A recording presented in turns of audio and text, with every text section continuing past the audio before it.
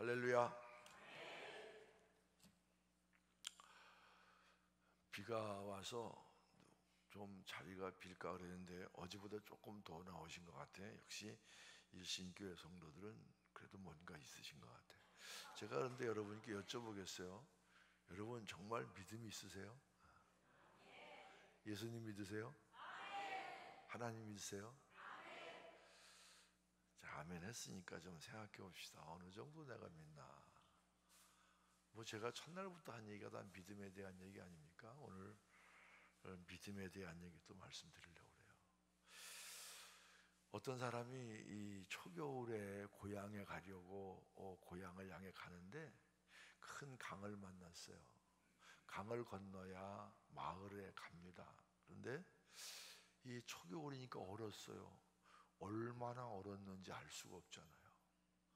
그래서 이제 이 보따리를 머리에 이고 가던 걸 어리에 차고, 그리고 이 여인이 이제 그 강을 건너는데 무게의 중심이 한 곳에 몰리면은 이 얼음이 깨질까봐 어떻게 했을까요? 무게의 중심을 분산시켜요. 어떻게 분산시켜요? 이제 이쯤 됐으면 이제 얘기 좀 해요. 3일째 아닙니까? 3일째. 예. 어떻게 해요? 엎드리면 이제 분산이 되잖아요. 그래서 이제 안 가면 안 되고 가긴 가야 되니까 엉금엉금 겨워서 소리가 나는데 겨워서 반쯤 갔는데 맞은편 쪽에서 말 4마리가 끄는 마차 위에 가득 석탄을 싣고 오는 마차가 있었어요. 근데 이 얼음에 그냥 뭐 디뎌오지도 않고 뗐다 그냥 얼음을 달려나와요. 그래도 얼음이 안 깨져요. 그러니까 이 여인이 생각해보니까 자기가 얼마나 바보 같아요. 아니 말도 안 깨지는데, 말이 석탄을 싣고 가도 안 깨지는데, 그래서 일어서서 털털 털고 걸어갑니다. 여러분, 너무나 많은 사람들이 하나님의 약속에 대해서, 하나님의 말씀에 대해서 너무 신중해요. 너무 살핍니다. 믿음이라는 건 우리의 지혜로 재는 게 아닙니다. 믿음은 무조건적이어야 돼요. 제가 이렇게 말씀드리면 아이고 수준 있는 일신교회에 그런 무식한 얘기 하십니까? 그렇게 말씀하실 분이 계실지 모르지만, 그러면 깨놓고 얘기하면 여러분들이 아시면 얼마나 아세요? 저는요, 성경 읽다가 뭐 잘 이해가 안 된다고 그래서 못 믿겠다고 그러는 사람한테 내가 핀찬을 줘요. 야, 네가 그걸 다 이해할 수 있겠어? 그러니까 넌 하나님 믿어야지. 네가 그 성경을 다 이해하면 하나님 수준이나 네 수준이나 다 똑같은데 뭘 하나님 믿어? 그냥 네가 너를 믿고 말지. 모르는 게 있는 게 사실은. 그러니까 사실 하나님 믿을 이유가 어디 있습니까? 여러분, 우리가요 알게 모르게 하나님의 약속에 대해서 이 여인처럼 불안과 의심, 조심조심 살금살금 기어가듯 살아가지 않습니까? 하나님의 약속은요 쉽게 깨어지지 않습니다. 그 약속 위에 내가 서도 결코 내려앉지 않음을 깨달으시기를 바랍니다. 믿음으로 사시길 바랍니다. 그 믿음은요 그냥 입으로 하는 믿음이 아니라 정말 내 전 존재를 내던질 수 있는 믿음, 그런 믿음으로 살아야 돼요. 오늘 성경 말씀 보면 이 당시의 문제가 뭐라고 그랬습니까? 예루살렘 백성들이요 포로 생활에 돌아와 성전을 재건한 후에 공로의식에 사로잡혔습니다. 자, 우리가 빈손으로 이곳에 돌아와서 70년간 포로 생활하다가 빈손으로 귀국해서 이렇게 아름다운 성전을 지어서 하나님께 봉헌했으면 우리가 할 만큼 한 것 아니냐. 하나님을 위해서 이 정도 일했으니 이제 하나님께서 인정하실 거야. 하나님, 우리만큼 주님을 위해 충성한 사람이 있겠는가? 하나님께서 우리를 축복하시면 우리는 부자가 될 것이고, 하나님께서 우리를 축복하시면 우리를 그렇게 못살게 울었던 페르시아는 망할 거야. 실제 어쨌습니까? 부자가 됐습니까? 페르시아가 망했습니까? 아니요. 도대체 어찌된 일이냐? 성전 짓고 충성했는데 하나님께서 축복해 주실 것, 하나님께서 우리 원수를 쳐부숴 주실 것 기대했는데 기대했던 것이 헛일이구나 하면서 이스라엘 백성들 마음속에 하나님을 원망하는 마음이 생겼습니다. 너희가 말하기를 모든 악을 행하는 자는 여호와의 눈에 좋게 보이며 그에게 기쁨이 된다 하며 또 말하기를 정의의 하나님이 어디 계시냐 함이니라. 나쁜 짓 하는 자가 하나님께 착하게 보이고 나쁜 짓 하는 자가 하나님께 기쁨이 되는구나. 하나님이 어디 계시냐? 하나님이 과연 살아계시냐? 만일 하나님이 살아계시다면 그 하나님은 나쁜 짓 하는 사람이 하나님이구나. 나쁜 짓 하면 할수록 좋아하시는구나. 기뻐하시는구나. 뭐라 그랬어요? 정의의 하나님이 어디 계시냐? 이게 이 당시 이스라엘 백성들의 애치며, 사실 생각해보면 우리도 그럴 때 있잖아요. 하나님의 뜻에 순종하여 사는데도 하나님의 음성이 들리지 않아요. 여러분, 오늘 이 저녁에는요, 여러분 마음에 있는 여러분 스스로의 정한 올가미를 다 벗어버리세요. 벗어버려야 돼요. 여러분, 내 사고방식, 고정된 사고방식이 이게 얼마나 사실 나를 괴롭히는 줄 아십니까? 하나님 뜻대로 사는데 하나님의 음성이 들리지 않습니다. 내가 아무리 기도해도 기도의 응답이 늦어집니다. 하나님께서 주무시는 것 같기도 하고, 하나님 어디 계십니까? 응답해 주셔야 되지 않겠습니까? 내가 이렇게 충성하고 이렇게 간절한 마음으로 하나님께 부르짖는데 왜 하나님 내게 축복 주시지 않습니까? 하나님 앞에서 중요한 게 뭔 줄 아십니까? 겸손한 마음으로 하나님의 뜻을 기다리는 거예요. 아멘한 사람만 은혜 받으세요. 겸손한 마음으로 하나님의 뜻을 기다리는 것, 이게 신앙이에요. 그 종말이 속히 이르겠고 결코 거짓되지 아니하리라. 비록 더딜지라도 기다리라. 지체되지 않고 반드시 응하리라. 반드시 응하리라. 반드시 응하리라. 반드시 응하리라. 더딜지라도 기다리라. 반드시 응하리라. 더딜지라도 기다리라. 반드시 응하리라. 목회하는 큰아들이 요즘 이렇게 좀 힘드니까 가끔 전화를 합니다. 아빠, 내가 이런 문제가 있어. 그래, 어떠냐? 아빠, 이게 광야인데 말이야. 가나안이 분명히 있긴 있는데 광야가 너무 힘들어. 광야가 힘들어요. 근데 가나안은 분명해. 가나안은 분명해. 여러분, 신앙생활하면서 하나님께서 지금 어렵고 힘들지라도 반드시 나를 선한 길로 인도해 주실 줄 믿는 믿음, 이것이 분명하면 그래도 견딜 수 있어요. 비록 더딜지라도 기다리라. 반드시 응하리라. 제가 한번 물어봅시다. 여러분, 하나님이 문제입니까? 내가 문제입니까? 지금 이스라엘 백성들은 누가 문제라고 그래요? 하나님이 문제라고 그래요.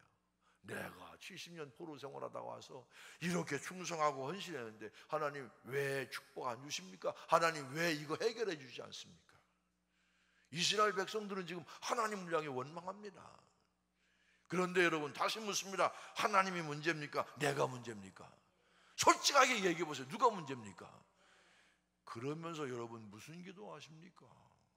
문제가 남에게 있다고 생각합니다. 제가 내일 아침 다시 말씀드립니다. 문제가 남에게 있다고 생각합니다. 문제가 다른 사람에게 있다고 생각합니다. 하나님이 문제입니까? 내가 문제입니까? 이사야 선지자는 이렇게 얘기합니다. 여호와의 손이 짧아서 구원하지 못하시는 것도 아니고 귀가 둔해서 너희의 기도를 듣지 못하는 게 아니야. 아직도 나와 너희 사이, 하나님과 우리 사이에 해결해야 될 죄의 문제가 있어서, 그래서 하나님과 너희 사이를 갈라놓은 거야. 여러분, 잘 생각하셔야 돼요. 하나님이 손이 짧아 구원하지 못하는 것 아니에요. 귀가 어두워 우리의 귀를 듣지 못하시는 것 아니에요. 이렇게 보면요, 깨닫는 것도 은혜입니다. 깨닫는 거예요. 깨닫는 게 은혜예요. 사실 여러분, 부흥회 때는요 좀 싫은 소리도 들으셔야 돼요. 언제 듣겠어요? 윤동규 목사님 백날 가도 그런 소리 못해요. 나는 뭐 하고 가면 되니까, 나는 여러분들하고 무슨 관계 있어? 말씀만 전하면 되지. 그러니까 난 눈치 볼 게 없어요. 누구 눈치도 볼 게 없어요. 내가 우리 교회 교인들도 잘 눈치 안 보는데 내가 왜 일신교회 교인들 눈치를 봐? 볼 일이 없어. 여러분, 깨닫는 것도 은혜예요.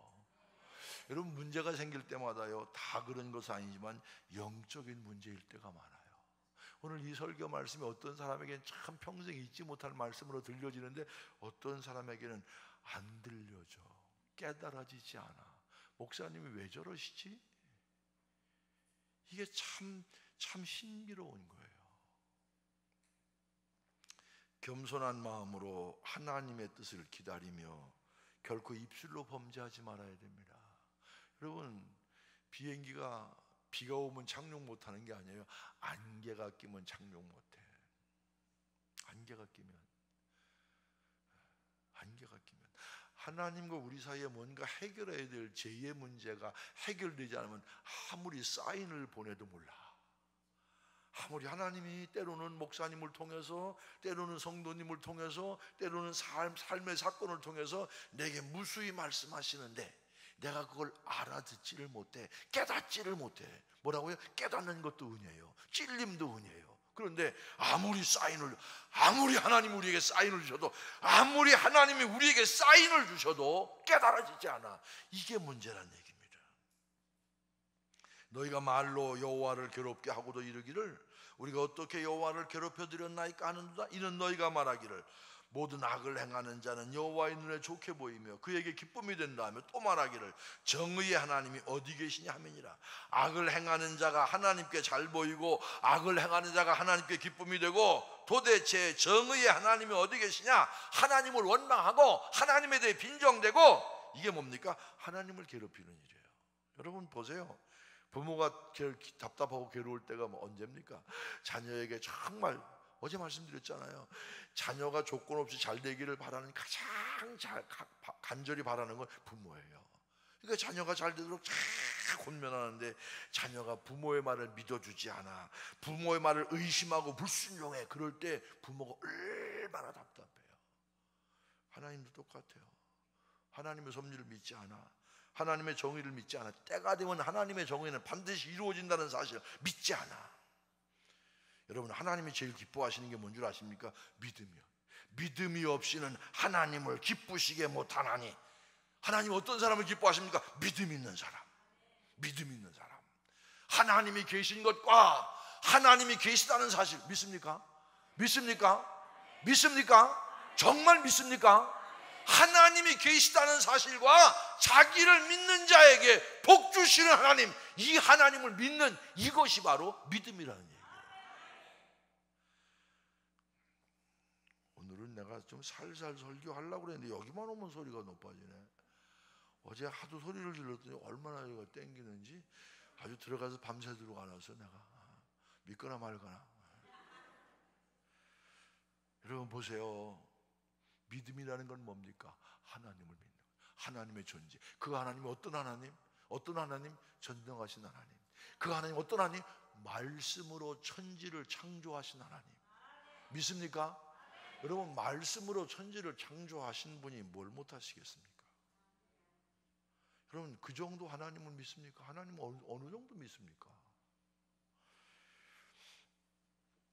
상황이 어찌되었든 암울하고 불가능하게 여겨져도 나는 믿습니다. 나는 주님께서 나와 동행해 주실 줄로 믿습니다. 나를 지켜주실 줄로 믿습니다. 이것이 믿는, 하나님은요 자기를 끝까지 믿어주는 자를 통해 일하시는 하나님이심을 깨달으시기를 바랍니다.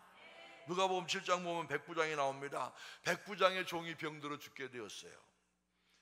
백부장의 종이 병들어 죽게 되니까 백부장이 예수께 나와서 종의 병을 고쳐달라 그렇게 얘기했어요. 아무런 전이해 없이 이 성경을 들으면 별로 의미가 없어요. 이 성경이 쓰여질 때 당시요 로마에 사람이 5 있다면 그 가운데 3 사람은 그냥 사람이고 2 사람은 노예야. 종의 위치가 어떤 거냐면 이렇게 표현했습니다. 사람과 노예는 사람과 노새 똑같은데 노새는 말을 못하고 사람은 말하는 거 다를 뿐이지 똑같은 거예요. 종은 그런 거예요. 그래서 종은 소모품입니다. 종은 죽으면 그냥 버리면 되는 거예요. 그런데 이 당시 백부장이면 괜찮은 사람이에요. 로마 정예군 100명을 지휘하는 리더가 사회적으로 굉장히 끝발 있는 사람이었어요. 그런데 그런 사람이 자기 종의 병, 그 죽으면 그만인데 자기 종의 병을 고쳐달라고, 그 당시 예수님 관직이 있습니까? 뭐가 있습니까?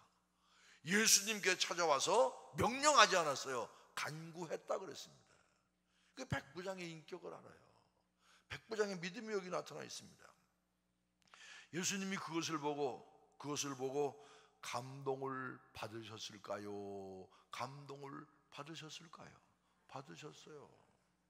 그래서 내가 너희 집에 가서 고쳐주겠다 그랬더니 백부장이 또 펄펄 뜁니다. 뭐라 그럽니까? 아닙니다, 주님, 오실 필요가 없습니다. 나는 주님이 친히 우리 집에 오심을 감당하지 못하겠습니다. 오직 말씀으로만 하시옵소서. 명령만 내리시면 병마가 그대로 쫓겨갈 줄로 믿습니다.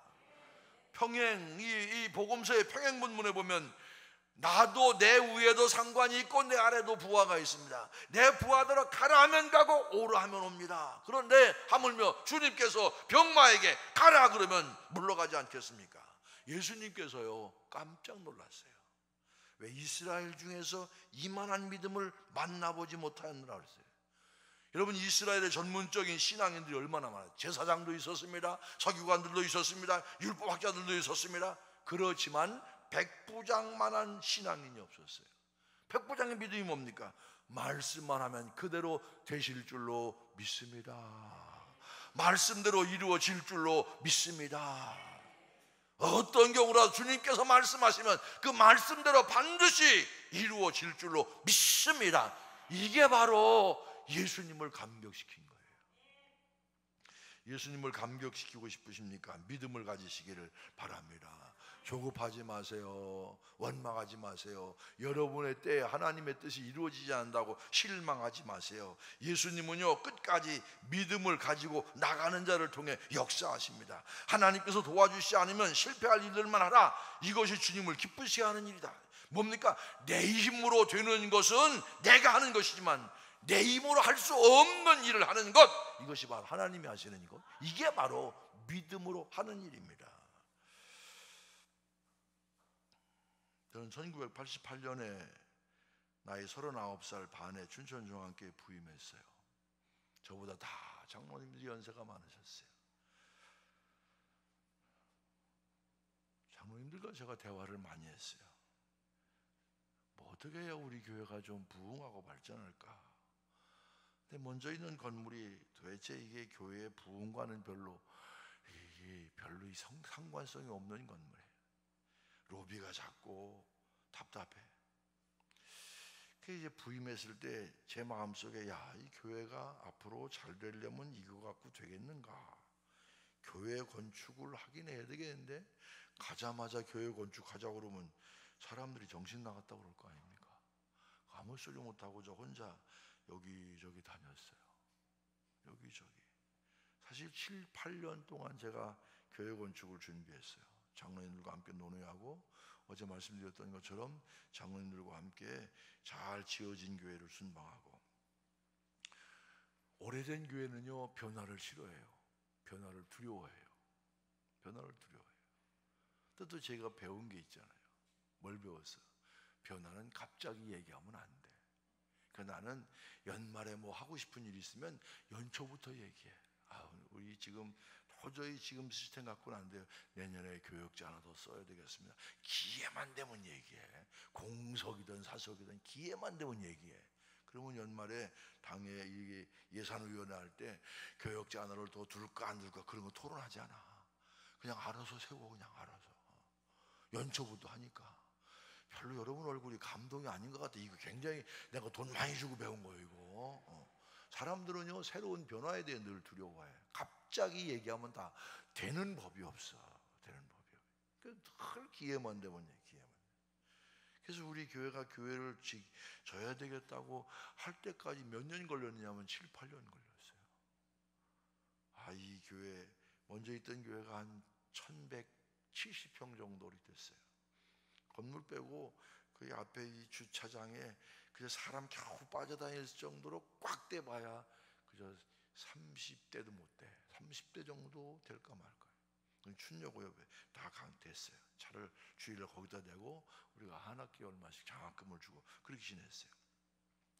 처음에는 이제 이 옥천동에다가 어떻게 교회를 접을까. 2,500평을 딱 제가 지적도를 가지고 만들어 보니까 몇 필지를 사야 되느냐면 20필지를 사야 돼요.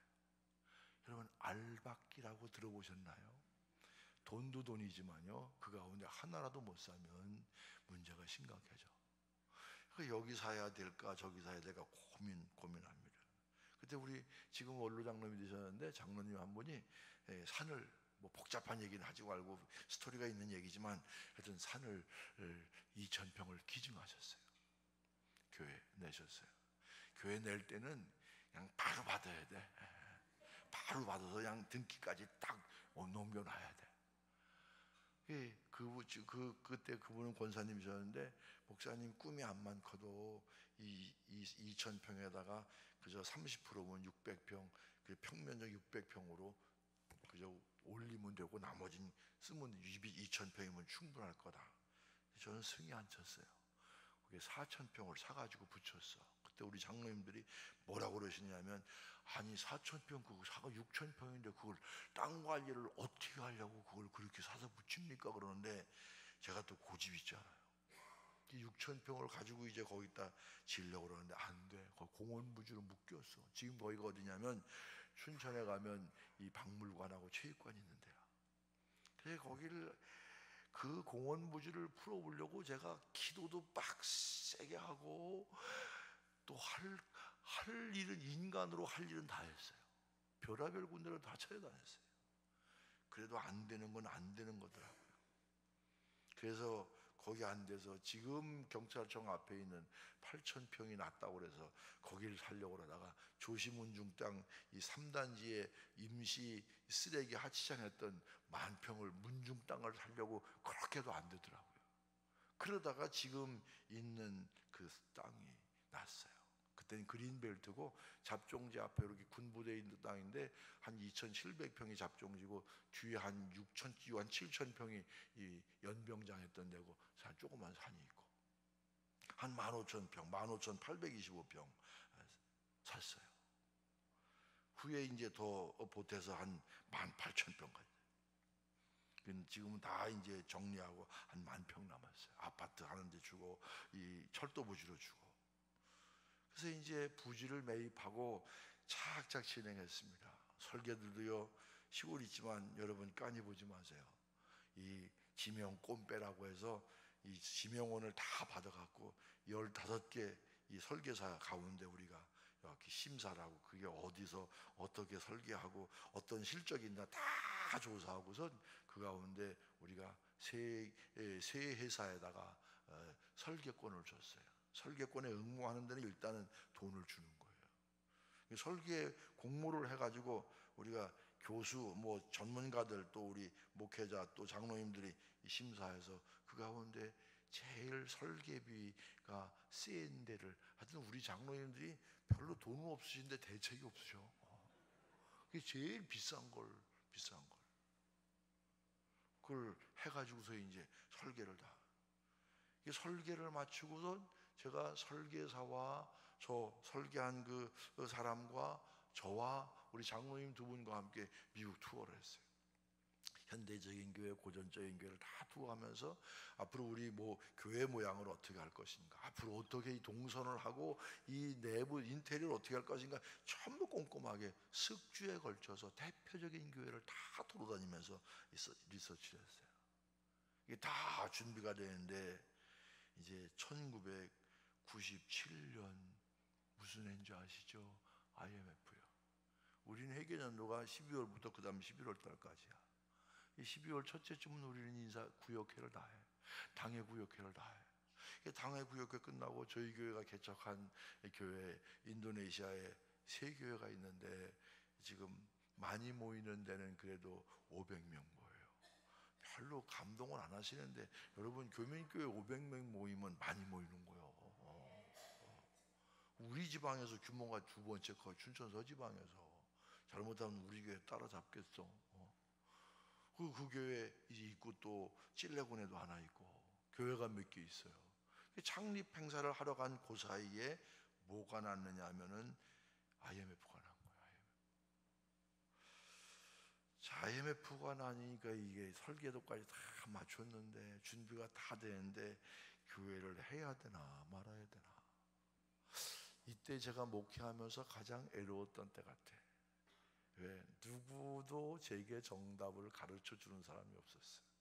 어떤 사람은 야 지금이 기회라고 그러고, 어떤 사람은 야 건설사도 넘어지고 교회도 부도 많은데 기다려, 때를 기다려, 이러는 사람도 있고, 이럴 때는 좀 장로님들이 좀 나서서 좀 저한테 드라이브를 걸어주면 제가 못 이기는 척하고 따라가는데, 우리 장로님들은 또 절대 저보다 앞서가지 않으세요. 다 저만 기도하며 쳐다보시는 거예요. 이때 사실 제가 목회하면서 참 외로웠어요. 물론 제가 안 믿는 집에서 목사가 돼서 별로 그렇게 인맥도 없지만 누구에게 조언을 구해도 정답을 얘기해 주는 사람은 없었어요. 기도하면서 이런 생각이 들더라고요. 야, 하나님은 이때 IMF가 우리나라에 올 줄 아셨을까 모르셨을까? 그런 생각이 제게 드는 거예요. 아셨다 모르셨다, 하나님 모르시는 게 있겠어요? 그러면 하나님이 IMF가 올 걸 뻔히 아시면서도 우리가 1, 2년 준비한 것도 아니고 벌써 7, 8년 준비를 쫙 했는데 이건 뭔가 하나님의 뜻이 계신 것 아닌가 하면서 제 마음속에 무슨 생각이 들었냐면, 무식한 사람이 용감하다고, 나는 IMF는 잘 모르지만 하나님만 보고 간다. 하나님께서 준비시켰으니 하나님이 역사하실 거야. 홍수에 퍼올린 물은 흙탕물이지만 가뭄에 깊은 샘을 파고 퍼올린 물은 무슨 물? 생수예요, 생수. 그래서 제가 1998년 10월에 만류하는 사람도 많은데 기공 예배를 드렸어요.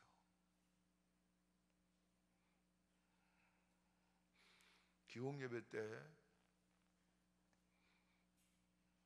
후배 하나가, 우린 기공 예배 때 헌금 시간도 없었어요. 헌금 봉투를 들고 왔어요. 우리 지역의 모교회인데 모교회를 짓는데 우리가 헌금을 해야 될 것 아닙니까? 헌금 봉투를 보니까 1,000만 원이 들어있는데 그 당시에 그 후배가 목회하는 교회 1년 예산이 1억 2천이야. 여러분, 1억 2천에서 1,000만 원을 헌금하겠다고 오는 게 이게 얼마나 어려운 일이에요. 저는 그걸 보면서 너무 감동이 됐어요. 하나님께서는 우리의 생각과 계획을 뛰어넘어 하나님의 역사가 있으시구나.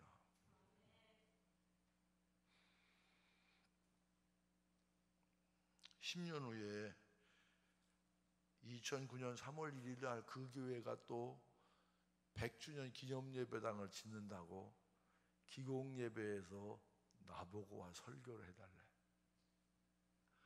그러니 제가 부담이 됐겠어요?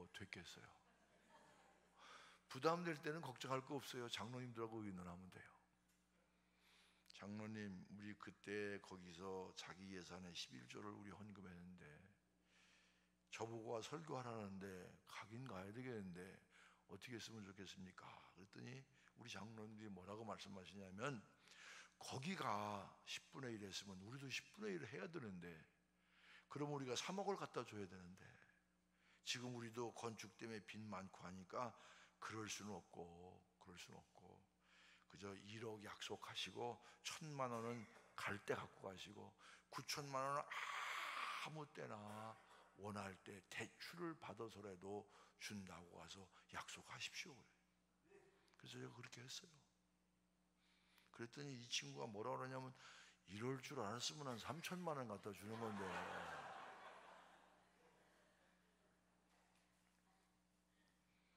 그 목사가 누군 줄 아십니까? 지금 현재 동부연의 감독을 하고 있는 최은영 감독입니다.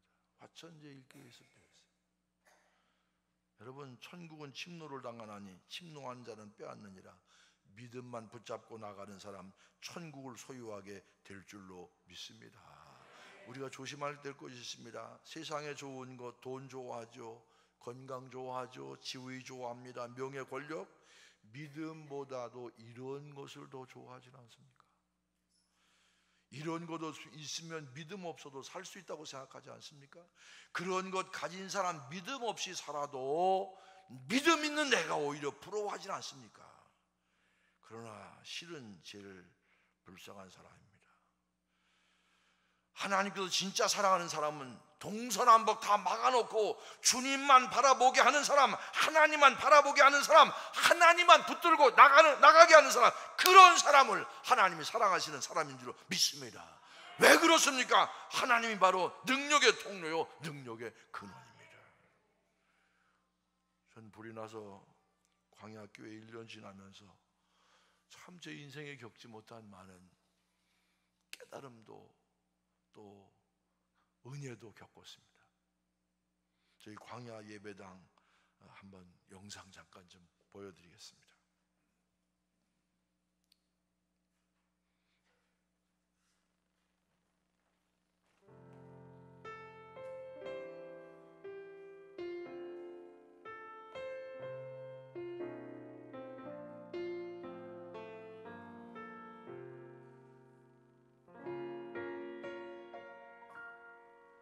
왜 나를 깊은 어둠 속에 홀로 두시는지, 어두운 밤은 왜 그리 길었는지.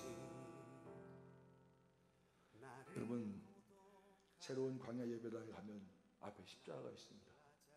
그 십자가 무슨 십자가인 줄 아십니까? 본당에서 녹아내린 청동을 구부려서 만든 십자가입니다. 마치도 광야에서 불뱀에 물렸던 이스라엘 백성들, 노뱀을 보면 그걸 보면 다 살았던 것처럼 저는 그 십자가를 보고 기도하는 자마다 새로운 생명을 얻는 역사가 나타나기를 소망합니다. 광야 쉽지는 않지만 힘들기는 하겠지만 불편한 것이 한두 개는 아니겠지만 우리 꿈이 있습니다. 가나안의 꿈이 있습니다. 단 하루도 살 수 없는 곳 광야, 주님 손 놓고는 단 하루도 살 수 없는 곳 광야, 광야. 주께서 나를 사용하시려, 나를 더 정결케 하시려, 나를 택하여 보내신 그곳 광야. 성령이 내 영을 다시 태어나게 하는 곳 광야,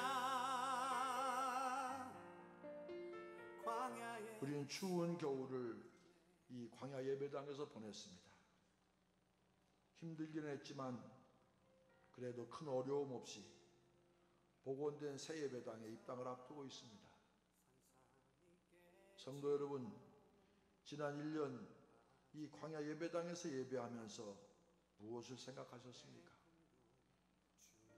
화제에 의해 우리가 주 앞에 드렸던 수많은 회개의 기도, 우리의 생각과 계획보다 훨씬 세밀하게 우리를 인도하시고 함께하신 주님의 은혜와 사랑에 대한 감사, 회개와 감사가 언제나 우리 속에 살아있기를 소망합니다.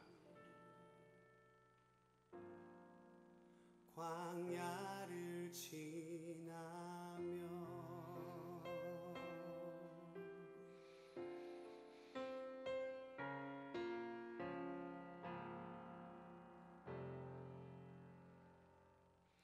우리가 광야 예배당이라고 부르는 천막 텐트한 십자가가 있습니다. 그것은 바로 불난 그 지붕에서 뜯은 동으로 만든 십자가입니다.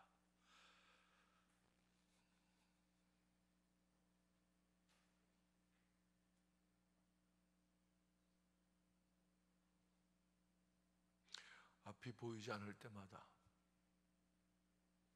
누구의 위로와 누구의 조언도 별로 도움이 안 될 그런 때 저는 홀로 그 예배당을 찾았습니다.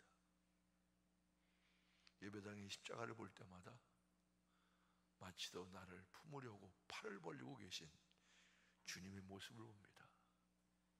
안다, 내가 다 알아.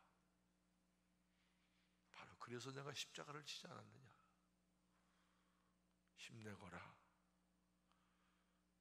저는 그 주님과의 1년 동안 광야 예배당에서의 대화를 통해서 새롭게 주님을 발견했습니다.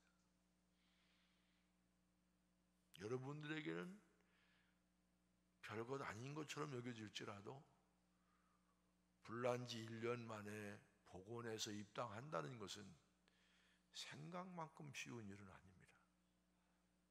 그래도 하나님을 바라보고 주님께서 우리에게 길을 열어주시고 은혜를 베풀어 주셔서 큰 어려움 없이 적지 않은 돈 들여서 다 완공을 했습니다. 저는 다시 한번 깨닫습니다. 앞뒤 좌우가 다 막혔느냐? 하늘을 바라보라. 하늘은 항상 너희를 향해 열려 있느니라. 그 하나님, 전능하신 하나님, 못하실 것이 없는 하나님, 그 하나님이 나의 하나님이고 여러분의 하나님인 줄로 믿습니다. 그 하나님이 나의 하나님인데 왜 내가 어깨에 피지 못합니까? 왜 내가 실망합니까? 여러분, 문제는 하나님께 있는 것이 아닙니다. 내가 손이 짧아 너희를 구원치 못하는 것도 아니고 내가 귀가 어두워서 내 기도를 듣지 못하는 게 아니야. 아직도 나 너 사이에 해결해야 될 죄의 문제가 있기 때문에 그래서 하나님이 우리를 통해 역사하지 못하시는데, 여러분 깨달으십니까? 정말 진정한 마음을 가지고 주님께 나갈 때 주님은 우리에게 말씀해 주시고 길을 열어주시고 해결해 주시고 우리가 생각하고 우리가 계획했던 것보다 훨씬 좋은 방법으로 인도하신 살아계신 하나님, 그 하나님이 저와 여러분의 하나님을 굳게 믿으시기를 바랍니다. 너무 땅만 보지 마세요. 너무 따지지 마세요. 너무 자기 인간적인 생각으로 판단하지 마세요. 제가 유학 갔던 첫 해에 서울대학교라고 그러면 좀 그러니까 국립 S대학교를 나온 언어학과를 나온 그 학생이 같이 입학을 했어요. 그 친구는 영어도 잘하고 독일어도 잘하고 또 이 불어도 잘했어요. 하루는 제가 가서 제일 첫 학기 뭐가 어려웠느냐면, 여기 한국에서는 그냥 매뉴얼 타자기를 치면 되는데 거기는 전동 타자기를 치니까 예민해갖고 그냥 잘못 건드리면 막 나가는 거예요. 그러니까 카트리지를 뭐 흰 거 까만 거 하다 보니까 이게 얼마나 복잡하고 힘들은지 몰라. 주일날 교회를 갔다 와서 숙제를 하고 있는데, 그런데 똑똑 두드려요. 누구십니까? 그랬더니 바로 그 사람이야. 목사님 교회 다녀오셨어요? 난 요 앞에 있는 미국인교회 갔다 왔어. 저 오늘요 희한한 경험했어요. 학기 초에 유학생들이, 그때는 뭐 우리 한국에 별로 자가용이 유행할 때가 아니니까 유학생들이 학기 초엔 별로 중고차도 없어요. 그러니까 먼 곳에 있는 슈퍼마켓은 못 가고 바로 학교 앞에 있는 편의점보다는 크고 큰 슈퍼마켓, 대형 슈퍼마켓보다는 작은 그런 중간쯤 되는 슈퍼마켓에 물건을, 음식을 사러 가요. 이 친구가 이제 거길 가서 뭘 사왔느냐면 소고기 통조림을 사온 거예요. 소고기 통조림을 사서 먹다 보니까 처음엔 맛있었는데 조금 더 먹다 보니까 뼈가 나오고 조금 더 가시가 나오고, 이렇게 다시 보니까 소고기 자는 크게 써 있고 밑에 개밥 이렇게 써 있는 거예요. 유학생들이 처음 가면요 환율 계산해서 뭔가 조금 싸게 먹으려고, 뭔가 조금 머리 쓰려고 머리 짜내가지고 싸고 좋게 보이는 것, 그거 찾다가 결국 못 찾았어요. 개밥차였어요.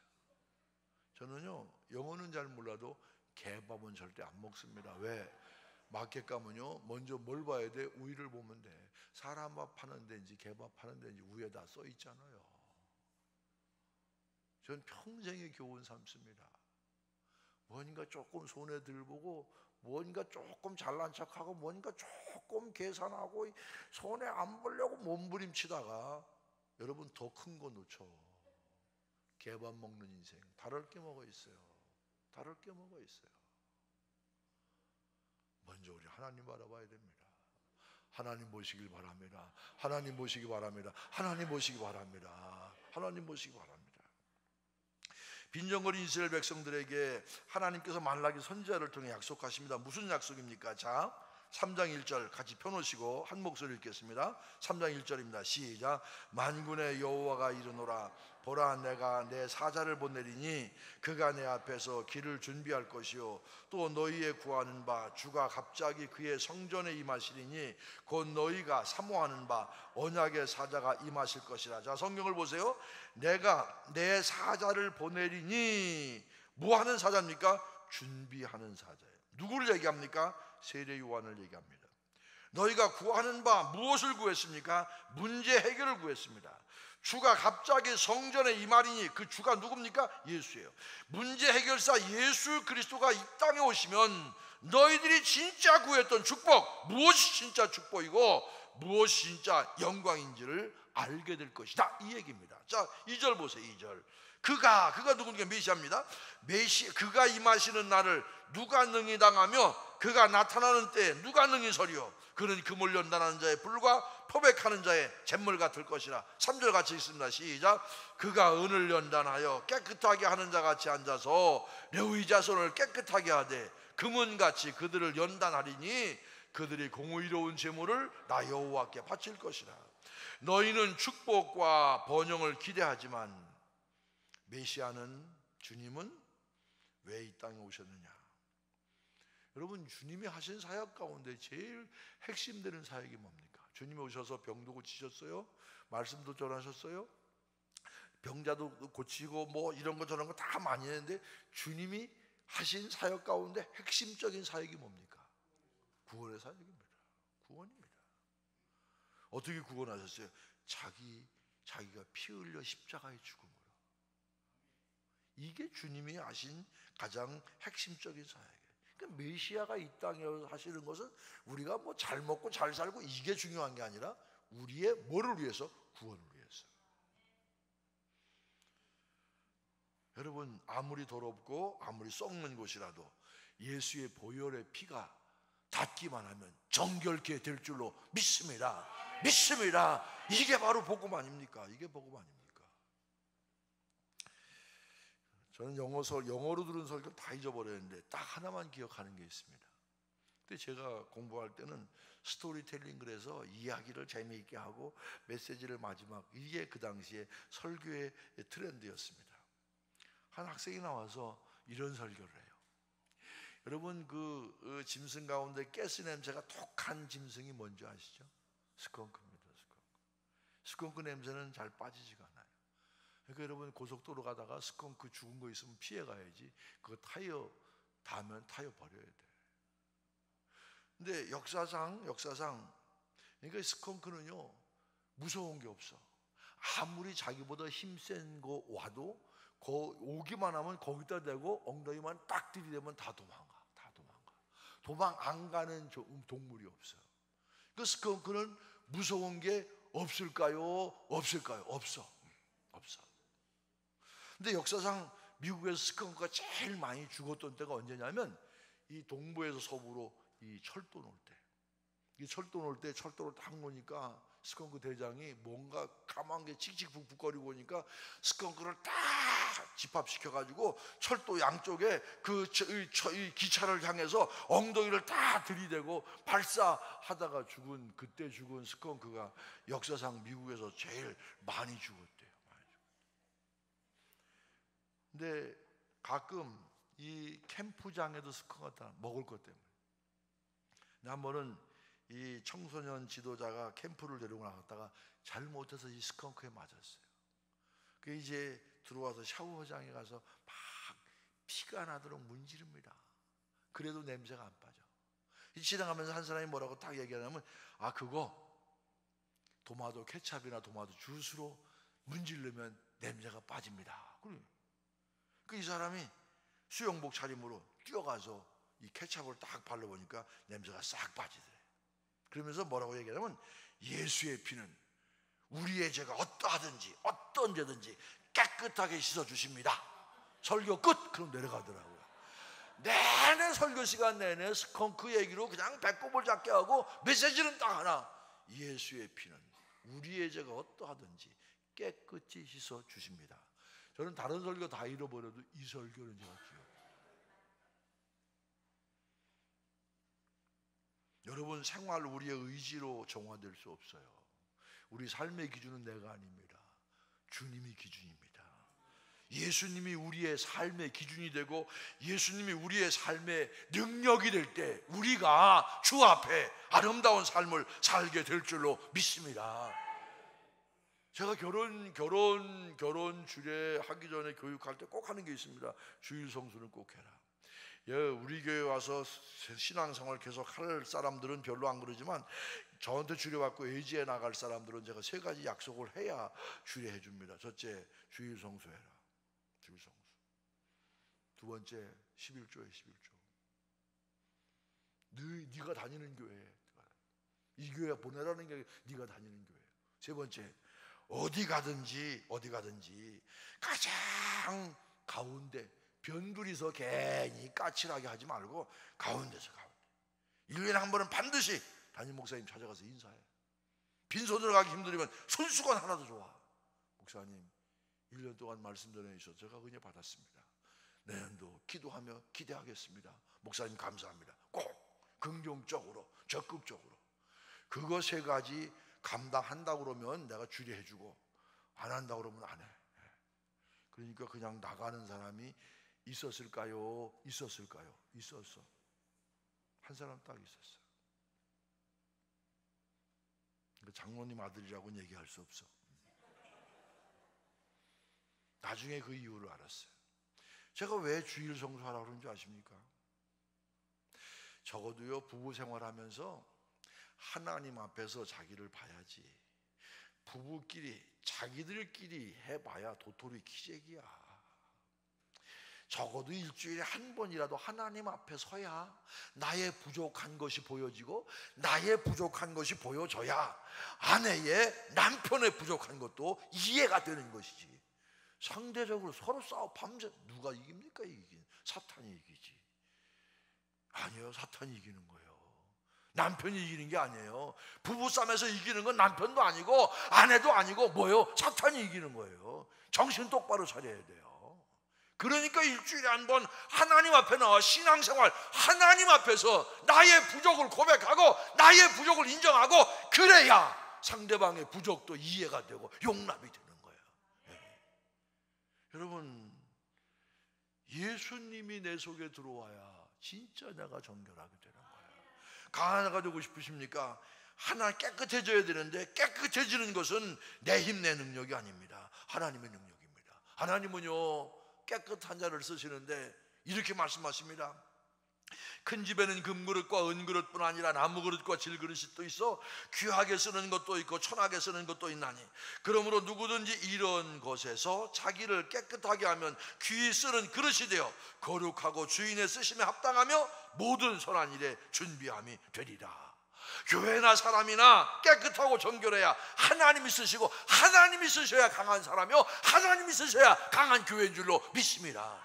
사람들만 모인 것, 여러분, 하나님 빼면요 다 질이 멸렬이야. 일당백이에요. 하나님과 함께 사는 사람은. 여러분, 요셉이 만일 보디발 아내의 유혹에 넘어갔다면 어떻게 됐겠을까요? 끔찍해. 그런데 사람 살다 보면 여러분 잘못될 때 있잖아요. 나는 가룟 유다와 베드로를 가끔 비교해 봐요. 가룟 유다는 30냥에 팔았잖아요. 참 나쁜, 참 놈이라고 그럴 수도 없고 하여튼 나쁜 사람이에요. 그렇잖아요. 베드로는 뭐가 잘났어요? 아니, 그렇게 생생하게 보면 베드로도요, 아니 나는 절대 그런 일 없습니다. 난 갑니다. 뭐 절대 그런 일 없습니다. 그렇게 얘기해 놓고 그냥 부인할 뿐만 아니라 나중에 뭐까지 했어요? 교주까지 했어요. 여러분 진로 따지면 뭐 가룟 유다나 베드로나 뭐 별로 차이가 없어. 그런데 왜 가룟 유다는 가고 왜 베드로는 교회 머리가 됐을까요? 베드로는 회개했잖아요. 닭 울기 전에 통곡했잖아요. 회개해야 돼, 회개해야 돼. 회개하는 게 뭐예요? 회개가 뭐예요? 여러분 다윗이요 못된 짓 했잖아요. 해서는 안 될 짓 했잖아요. 다윗이 어떻게 얘기했어요? 침상에 눈물이 홍곤히 젖도록 이 회개라는 건 이 여자분들이 좀 실감날까? 여러분 밤에 잘 때 하는 거 있잖아요. 클린싱, 딥 클린싱이야. 깨끗이 씻어야 돼. 깨끗이. 이게 회개입니다. 철저히 닦아내요. 쓰임 받기를 원하십니까? 철저히 닦아내야 돼요. 세상에 준비 안 된 사람이 쓰임 받지 못한다고 하는 거 볼 때마다 참 웃겨. 뭘 그러면서 그거 갖고 아니 그런 정도 갖고 뭘 준비가 됐다고? 에? 하나님께서 깨끗하게 하시는 방법이 있어요. 뭡니까? 불입니다. 불은 뭡니까? 불순물을 제거합니다. 불은 연단을 의미합니다. 고난을 의미합니다. 고난당하는 성도 중에 손해보는 성도 없습니다. 고난을 통해서 교만한 사람이 겸손해지고 약하던 사람이 강해지고 미숙한 사람이 성숙해지고 강건해지고 이게 바로 고난을 통해서 되는 거예요. 여러분 축복이 재앙이 되는 경우가 얼마나 많습니까? 여러분 돈이 축복입니까? 재앙입니까? 돈이 축복입니까? 재앙입니까? 대답을 좀 잘하세요. 돈이 축복입니까? 재앙입니까? 재앙이라는 사람 있는 돈 다 저한테 좀 갖고 오세요. 돈이 축복입니까? 재앙입니까? 잘 쓰면 축복이지만 잘못 쓰면 재앙이에요. 돈이 있으니까 교만하고 이건 축복이 아니에요. 돈이 있으니까 방탕하고 이건 축복이 아니에요. 여러분 상황이 좋으니까 온실 속에서 자란다고 다 좋은 게 아니에요. 인생 살면서 내게 어려움 없다 이게 다 좋은 게 아니에요. 여러분 시련과 역경 가운데 신앙이 뭡니까? 근데 신앙이라는 게 믿음이라는 게 은혜라는 게 축복이라는 게 뭐 내 역경과 고난이 나를 잘 피해가는 것만 그게 축복과 은혜가 아니에요. 내가 시련과 역경을 만나도 당당하게 담대하게 싸워 이길 수 있는 것 이게 바로 믿음이고 이게 은혜고 이게 능력이고 이게 하나님의 힘인 줄로 깨달으시기를 바랍니다. 내 형제들아 너희가 여러 가지 시험을 당하거든 온전히 기쁘게 아니 시험을 당하거든 기쁘게 여기래요. 이는 너희 믿음의 시련이 인내를 만들어낸 줄 너희가 알미라. 인내를 온전히 이루라. 이는 너희도 온전하고 구비하여 조금도 부족함이 없게 하려 하는 시련과 고난을 통해서 성숙한 성도가 되는 거예요. 여러분 성경이 다 그랬잖아요. 성경에 크게 쓰임받은 사람 가운데 연단받지 않은 사람이 없어요. 제가 참 좋아하는 인물 가운데 요셉이 있어요. 요셉이 얼마나 참 멋있어요. 요셉이요 아니 뭐 사실 요셉이 크게 잘못한 것도 아니잖아요. 꿍꿍 얘기한 건데 조금 주책이 없어 그렇긴 하지만 누구한테 팔렸어요? 형들한테 팔려가잖아요. 형들 때문에 팔렸잖아요. 여러분 다른 사람도 아니고 형들에게 팔려갈 때의 요셉의 마음이 어땠겠어요? 그래도 요셉 흔들리지 않았어요.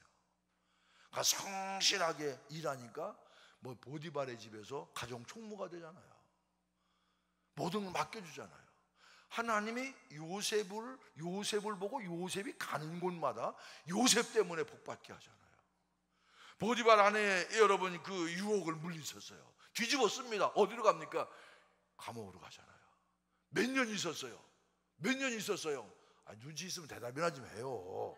몇 년 있었어요? 2년 있었잖아요. 말이 2년이죠. 억울하게 2년 동안 감옥에 갇힌다고 생각해 보세요. 얼마나 힘들었겠어요. 감옥에서도 요셉은요 허투루 살지 않았어요. 요셉이 얼마나 시련을 많이 겪었어요. 나중에는 국무총리가 되고 그리고 자기 가족들을 구원하고.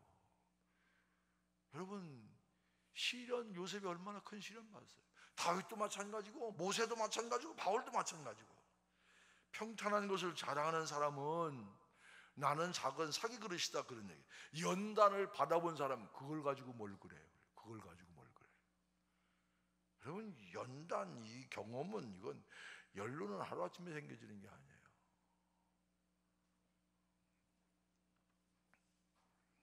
여러분 잘 이해가 안 되실지 모르지만 제가 많이 바쁘게 지내요.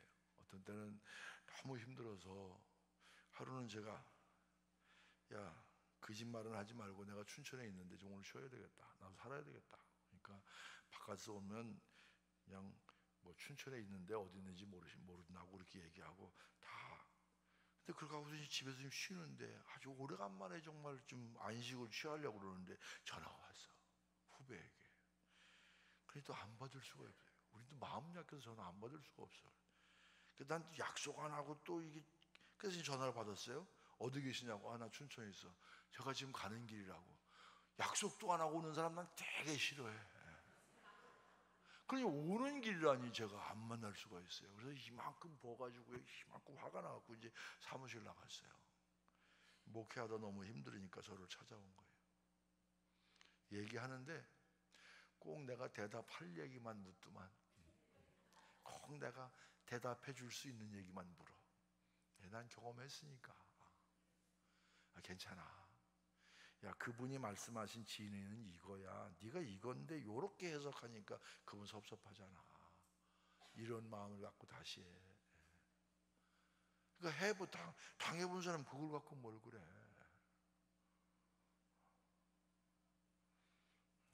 저는 또 불까지 났잖아요. 여러분 아세요? 내가 평생 울었던 것보다 더 많이 울었어. 무슨 생각을 안 했겠어요? 저는 그런데 거기서 정말 하나님의 은혜를 깨닫습니다. 다른 것 바라보지고 하나님 바라보는 것. 광야에서 이스라엘 백성들이요, 지들이 뭐 할 게 있었어요? 농사를 질 수 있었습니까? 다 하나님이 만나를 주시고 메추라기를 주셔야, 물을 주셔야 먹고 살아. 그러니까 뭘만 쳐다봐야 돼? 하나님만 쳐다봐야 돼. 가라 하면 가고 오라 하면 올 수밖에 없어. 여러분, 우리는 너무 많은 걸 의지하잖아요. 너무 많은 걸 우리가 의지하지 않습니까? 정말 하나님만 바라보고 있습니까? 가라 하면 가고 오라 하면 오고 있습니까? 자기 자신, 나 자신을 돌아볼 수 있는 기회예요.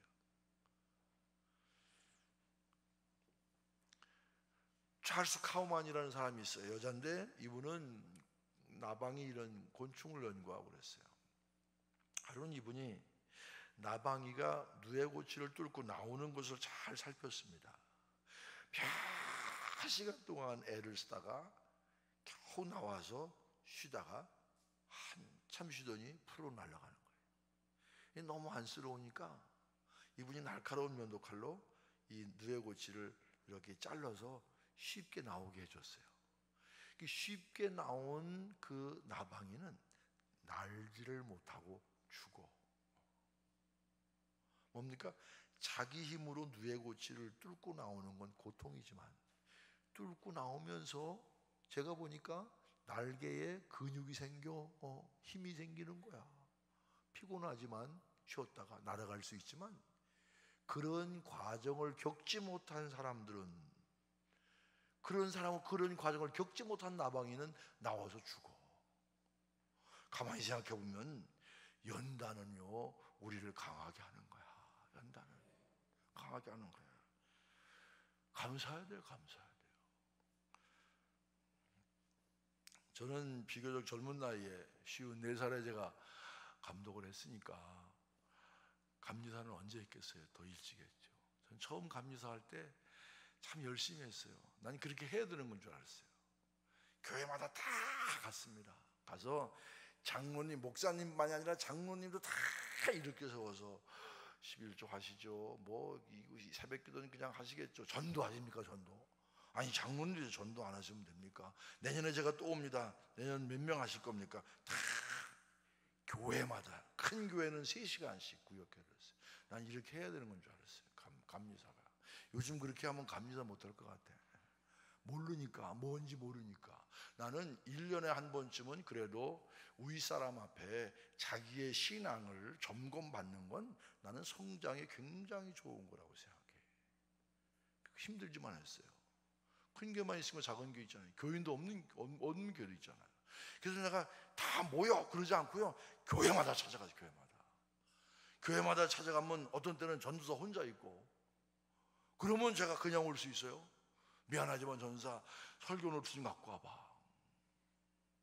설교 노트를 봅니다. 야단을 칩니다.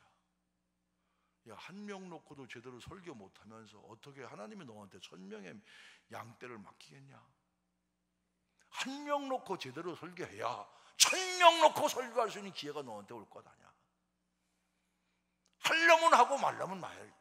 여러분, 제가 이렇게 아주 좀 모진 이유가 있어요. 제가 안 믿는 집에서 목사가 됐으니까 얼마나 제가 사실 제 관리를 힘들게 했겠어요. 저 쉽게 무슨 이루어지는 게 어디 있겠습니까? 정말 세상 말로 맨 땅에 헤딩하며 여기까지 왔는데 얼마나 그러니까 내가 사실 후배들한테 별로 이렇게 인기가 없어요. 왜? 나는 그냥 엄격하고 야단만 치고. 요즘에는 제가 아주 얼굴 표정 부드럽게 하려고 엄청 거울 보면서 엄청 연습해요. 내가 웃는 연습을. 사랑하는 마음입니다. 사랑하는 마음. 요즘에는 방법을 바꿔요. 제가 일찍 감독을 해서 이 과정자격 위원장을 몇 번. 그래서 나중에는 어떻게 했냐, 야, 그러지 말고 다른 사람 다 끝나면, 야, 너 하나님 살아계시면 믿냐? 천목한다 그래. 근데 여기서 내가 뭔가 되는 경험을 해야 그 다음에 내가 다음. 저는 천목회하면서 성전 건축했던 경험이 있어갖고요, 힘들고 어려울 때는요 밤에 그 교회 가. 내가 어떻게 이 성전을 졌나 이렇게 쓰다듬어 보고, 그리고 이제 새벽에 교인 만날까봐 아침에 올라와. 그 천목회의 그 어려웠던 경험, 내가 이것도 견뎌내는데 왜 이걸 못 견뎌? 여러분, 그런 경험이 사실 우리 얼마나. 옛날에는요, 우리 자녀를 키울 때 여러 잃어본 경험이 있잖아요. 요즘은 자녀를 한둘밖에 안 낳아. 아프면 껐다가면 둘러없고 어딜 가, 병원 가. 옛날 제가 어릴 때는요, 들은 얘기요, 아프면 굶겨 보리차 먹여 그래도 다 낫더라고요. 그게 뭐 보리차를 먹어서 난 게 아니라 낳을 때 되니까 낳는 거죠. 요즘에는 아이들을 그렇게 키워본 경험이 없으니까 아프면 겁나 경험이 없어요. 여러분, 연단을 받아본 사람은 담대해져. 연단을 받아본 사람. 어떤 분이 정년퇴직하고 늦게 예수를 믿었어요. 늦게 예수를 믿었는데, 여러분, 기도를 배워야 되잖아요. 기도 어디서 배웁니까? 속회 가서 배우잖아요. 속회 가서 어떤 속회 인도자가, 선생님 다음 주에 기도해 주세요. 이분이 이제 정년퇴직까지 하셨다. 이제 금요일 날 와갖고 속회 이제 기도문을 씁니다.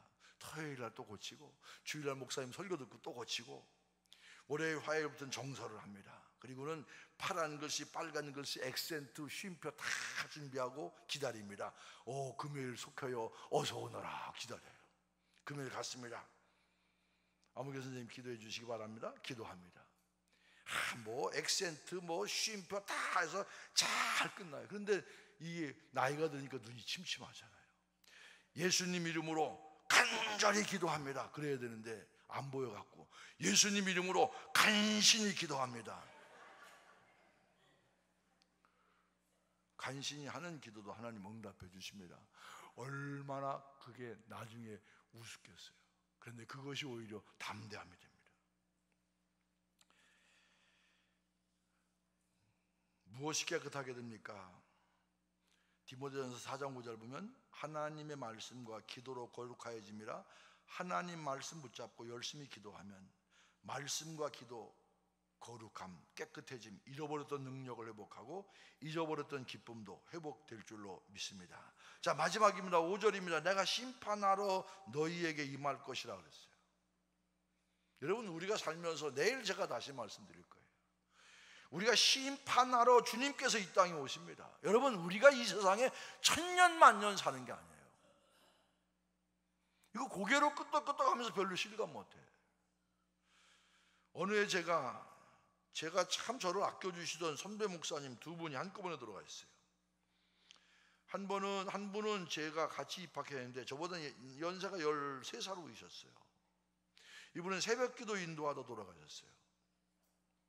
저는 고등학교를 갓 졸업하고 신학교를 가서 별로 철이 없는데 그분은 제일 뒤에 앉아가지고 까만 양복에 아주 그냥 허름한 넥타이 매시고 가만히 앉아 계시다가 제가 별로 눈에 이렇게 안 차고 좀 이렇게 걸으면 제가 권호서 이렇게 부르셔가지고 너는 앞으로 목사 될 놈이 말이 그게 뭐냐 이거 잔소리가 한두 마디가 아니야.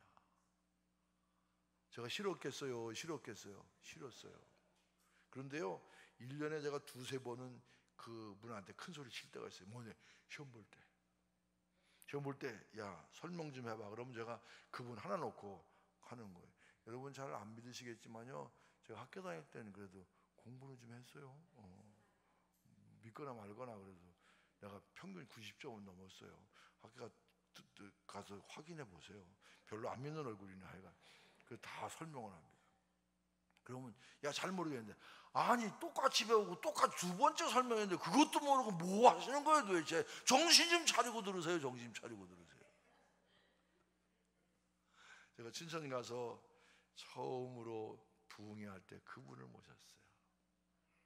아주 가끔 전화해서 뭐하냐 아무것도 안 해요. 와봐. 그럼 별것도 아닌데 밥 한 끼 먹자. 1시간 차 타고 가서 밥 먹고. 근데 이분이 건축을 하려다가 건축도 막히고 학교를 이렇게 불화받아가지고 거기다 수련회장도 막히고. 그리고 제가 문상을 2번 갔습니다. 그랬더니 그 장로님, 속삭이던 장로님이 뭐라 그러냐면 우리 목사님은요 새벽기도 인도하다 돌아가셨으니까 천국 가셨습니다 그러더라고요. 그래서 제가요 안 보이는 도깨비 방맹이 있으면요 죄송하지만요 장로님 뒤통수를 좀 때려주고 싶더라고요. 아니 교회 짐은 그게 목사님 겁니까? 아니 수련회관 하면 그게 목사님 겁니까? 아니 교회를 위해 하겠다는데 뭘 그걸 그렇게 못하게 하고 뭘 그걸 힘들게 합니까? 아니 교회 집은 목사 겁니까? 등기가 목사 이름으로 납니까? 참 난 이해가 안 돼.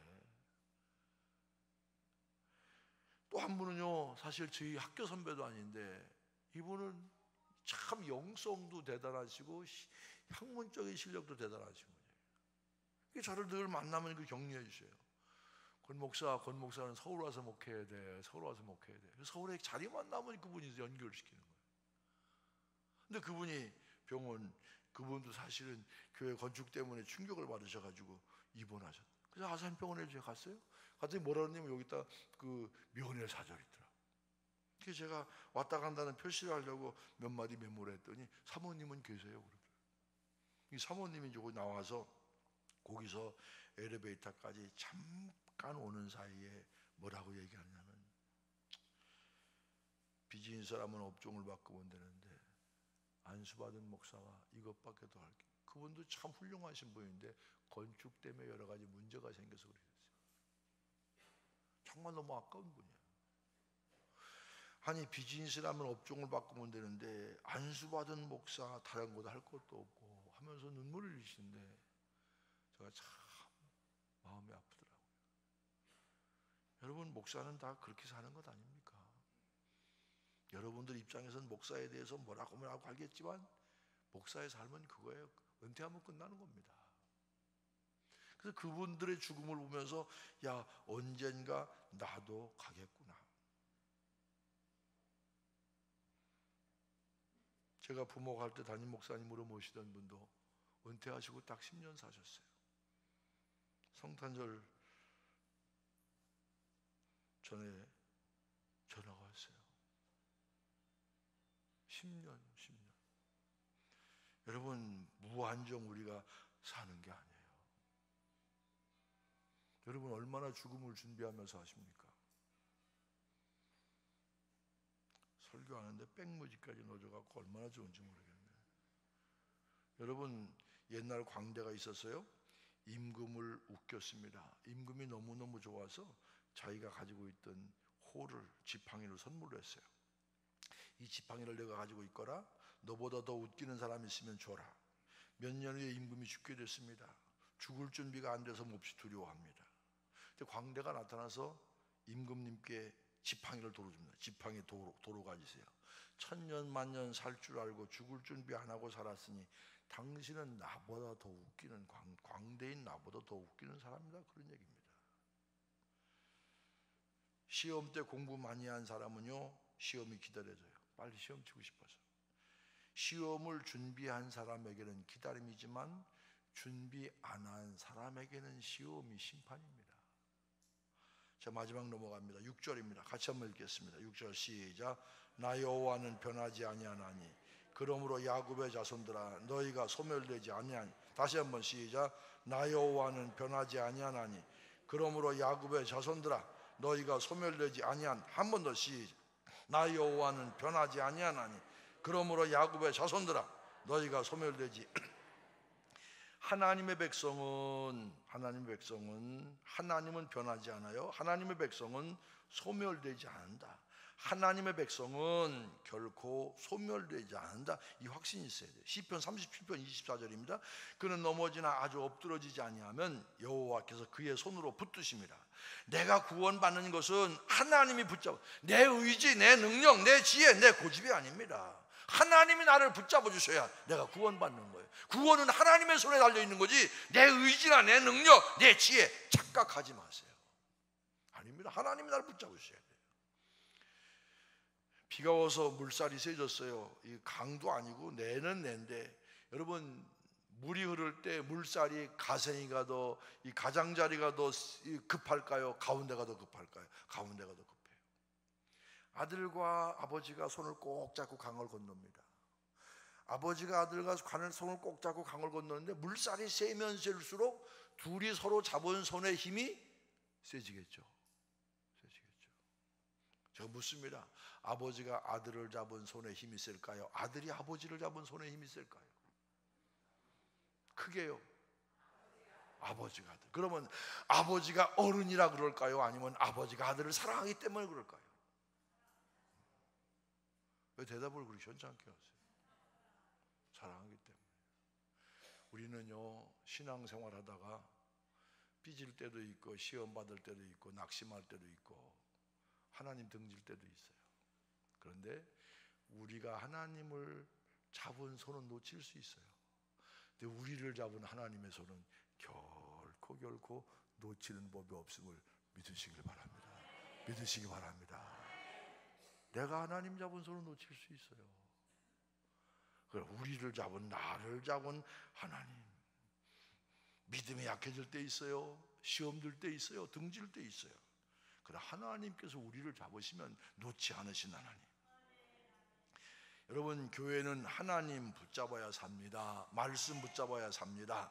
성도는 환난과 시험과 역경과 고난 속에서도 주님 바라보고 어떤 경우라도 주님만 바라보고 건져주실 줄 믿는 소망으로 기도하며 말씀 붙들고 나가면 승리하게 될 줄로 믿습니다. 우리의 믿음이 잠자는 믿음이 아니라 깨어있는 믿음, 죽은 믿음이 아니라 산 믿음, 머리로 믿는 믿음이 아니라 온 몸으로 전 존재로 믿는 믿음, 이런 믿음으로 살 때, 그럴 때 하나님 우리를 통해서 영광의 도구로 삼으시고 우리를 통해서 하나님의 역사를 이루어 주실 줄로 믿습니다. 사람 하나가 얼마나 중요합니까? 사람 하나 잘 세우면요, 그 가정이 일어납니다. 교회가 일어납니다. 사람 하나, 하나님의 사람으로, 하나님이 쓰시는 사람으로, 하나님이 사용하시는 사람으로 내가 그렇게 하나님께 쓰임받기를 간구하며 준비하며 기도해야 되지 않겠습니까? 하나님 어떤 사람을 쓰실까요? 믿음으로 능력의 성도가 되어서 하나님께 인정받고 쓰임받는, 하나님이 어떤 사람을 인정하실까요? 하나님이 어떤 사람을 쓰실까요? 우리가 늘 기억해야 돼요. 늘 생각해야 됩니다. 저는 우리 두 아들들을 위해 기도하는 게 있습니다. 하나님이 인정하시고 하나님이 쓰시는 목사가 되라. 큰 교회 작은 교회 그건 중요한 게 아니야. 미국, 한국에 중요한 게 아니야. 하나님이 인정하시고 하나님이 쓰시는 사람. 여러분, 하나님께 인정받고 있습니까? 하나님께 쓰임받고 있습니까? 믿음으로 능력의 성도가 되어서 하나님께 인정받고 쓰임받는 은혜와 축복이 여러분 가운데 함께 하시길 축원합니다. 축원합니다. 축원합니다. 주일날 3번 설교하지만 이 말라기는 내일이 마지막입니다. 저는 제가 우리 교회 부흥회 할 때나 어디가 부흥회 인도할 때나 제가 맨 마지막 시간에는 헌금을 다 합니다. 저도 헌금합니다. 내일은 여러분들이 정성껏 여기 보면 이제까지 시간 헌금을 잘해 주셔서 감사하게 생각합니다. 그런데 그냥 빈 봉투 내지 마시고, 빈 봉투라는 건 기도 제목, 여기에 이번 부흥회를 통해서 여러분이 받은 은혜가 뭔가, 내가 어떻게 변화되기를 소망하는가 구체적으로 적으세요. 입으로 고백하고 글로 쓸 때 하나님께서 붙드시고 역사해 주실 줄로 믿습니다. 또 사실 이제 다 흔히 그러는데 내가 받은 은혜와 아내가 받은 은혜는 달라요. 내일은 뭐 그 안에 헌금이 얼마 들었는지 그건 중요한 게 아니에요. 그러나 정성껏 각자의 이름으로 다 정성껏 한번 헌금하시기 바랍니다. 헌금하자 소리 한 번 그렇게 아멘이 안 나오네요.